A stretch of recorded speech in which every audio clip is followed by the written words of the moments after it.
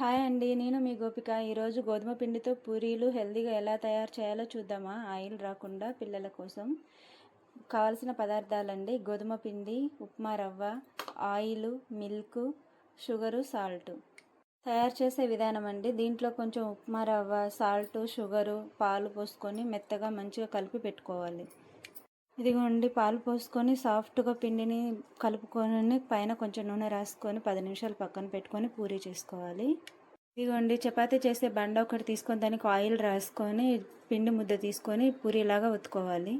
ఇదిగోండి, మన పూరీని ఇలా చేసుకొని మరుగుతున్న ఆయిల్లో వేసుకోవాలి. మన పూరీ రెడీ అవుతుంది.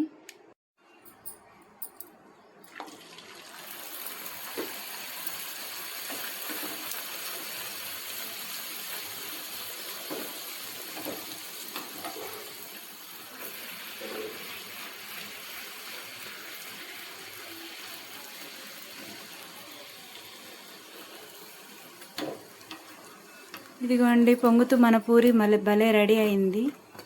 పూరి తింటే ఆయిల్ అని ఫీల్ అయ్యే వాళ్ళందరూ నేను చెప్పిన ఇంగ్రీడియంట్స్తో పూరి ఒకసారి ట్రై చేసి తినండి. ఆయిల్ లేకుండా మంచిగా పొంగుతూ సూపర్ వచ్చింది పూరి. ఒకసారి ట్రై చేసి చూడండి.